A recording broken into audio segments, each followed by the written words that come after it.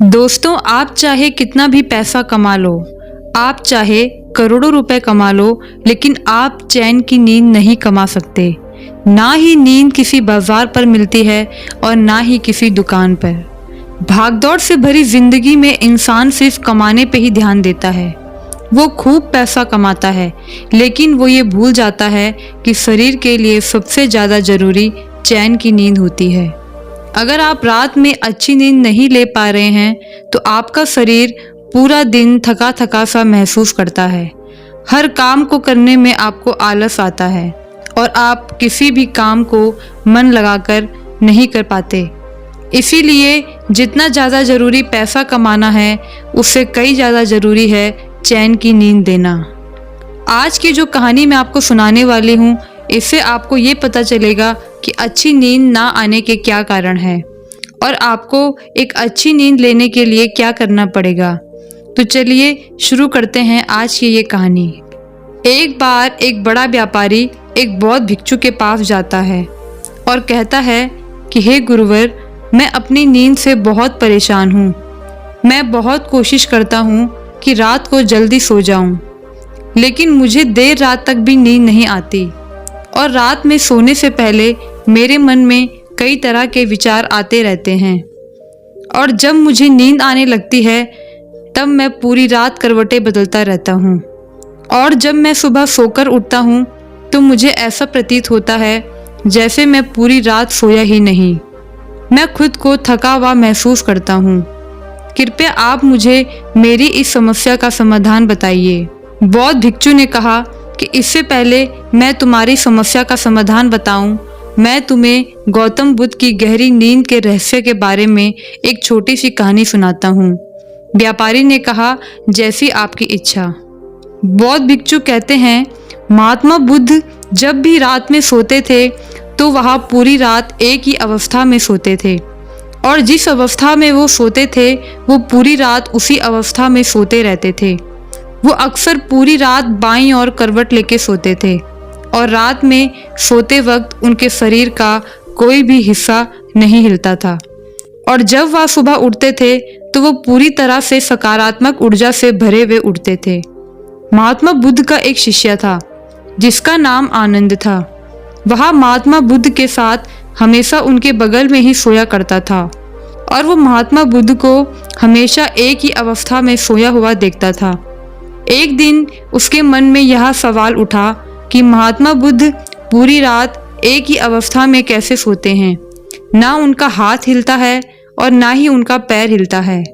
उसकी जिज्ञासा इतनी बढ़ गई कि उसने रात में ही महात्मा बुद्ध को जगाकर उनसे ये सवाल पूछ लिया कि हे बुद्ध, आप जब पूरी रात सोते हो तो आपके शरीर का कोई भी हिस्सा नहीं हिलता और पूरी रात एक ही अवस्था में सोते रहते हो, लेकिन जब मैं पूरी रात सोता रहता हूँ तो मैं पूरी रात करवट बदलता रहता हूँ और मन में कई तरह के विचार आते रहते हैं और इसी कारण मैं पूरी रात चैन की नींद नहीं ले पाता।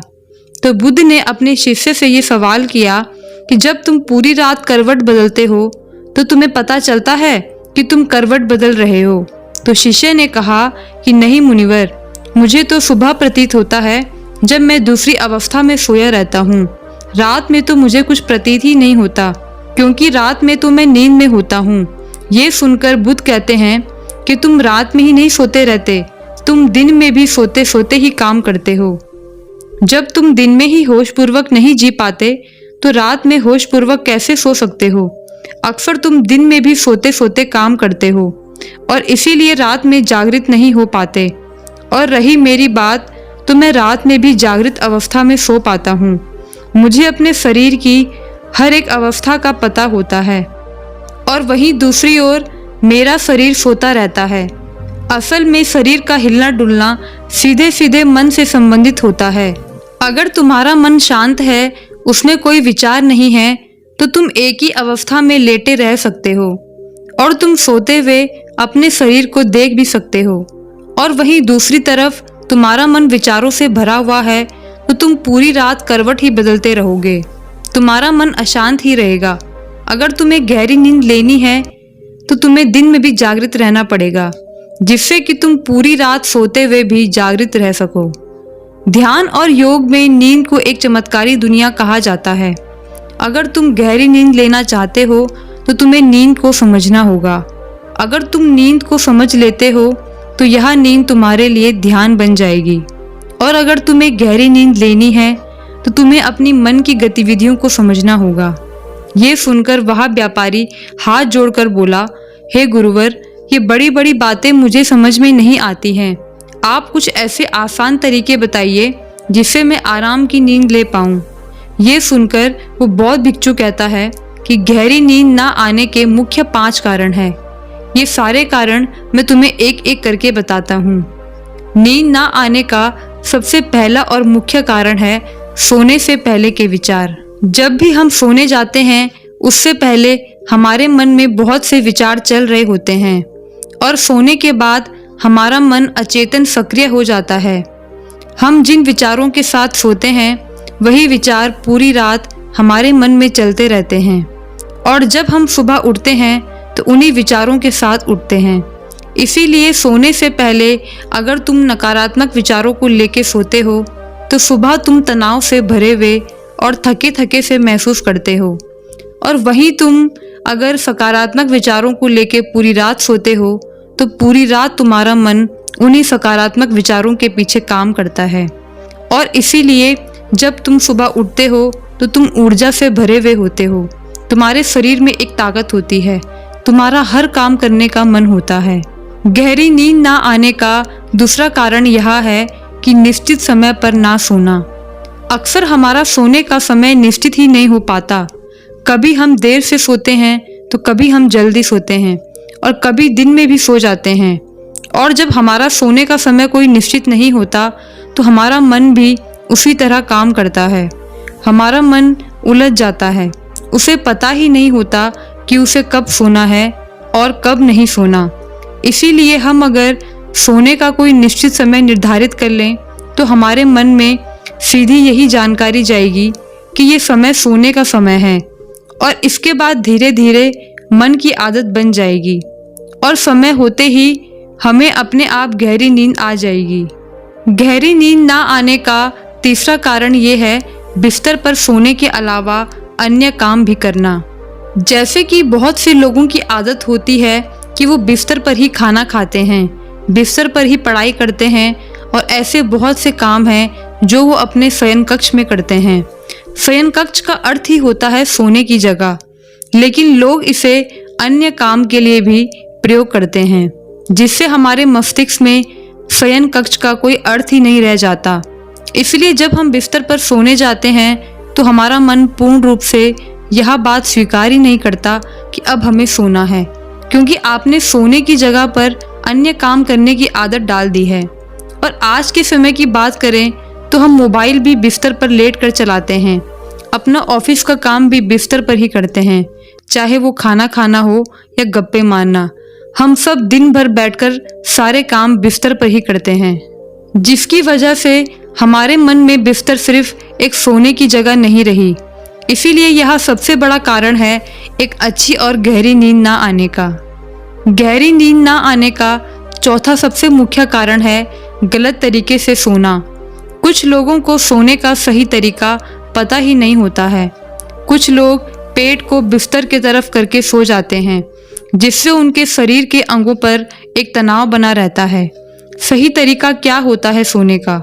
जब भी आप बिस्तर पर सोते हैं तो सीधा सोएं, आपका चेहरा और छाती आसमान की तरफ हो। यदि किसी को करवट लेके सोने की आदत है तो हमेशा बाईं ओर करवट लेके सोना चाहिए, जिससे हमारे शरीर के सभी अंग तनाव रहित होते हैं। सर के नीचे जो तकिया रखते हैं वह ज़्यादा ऊंचा नहीं होना चाहिए, और जो हमारे गद्दे होते हैं वो ज़्यादा नरम नहीं होना चाहिए, जिससे हमारा शरीर सही अवस्था में रह सके, जिससे कि हम बिना तनाव के गहरी नींद ले सकें। गहरी नींद ना आने का पांचवा मुख्य कारण है बहुत अधिक मात्रा में और देर से पचने वाला भोजन खा लेना। कई बार हम रात को सही भोजन नहीं करते हैं, जिससे हमारे पाचन तंत्र पर बहुत दबाव पड़ता है। जब भी हम रात को सोते हैं तो उससे 3 घंटे पहले ही हमें हल्का और आवश्यकता अनुसार ही भोजन करना चाहिए, ताकि सोते वक्त वो भोजन आसानी से पच जाए, जिससे हमें गहरी और अच्छी नींद ले सकें। आधुनिक समय की बात की जाए तो लोगों का मुख्य भोजन ही रात को होता है। आजकल कोई भी पार्टी या शादी हो वो रात के समय ही होती है और हम ठूस ठूस कर खाना खा लेते हैं, जिससे हमारे पाचन तंत्र पर दबाव पड़ता है और हमारा पाचन तंत्र पूरी रात काम करता है।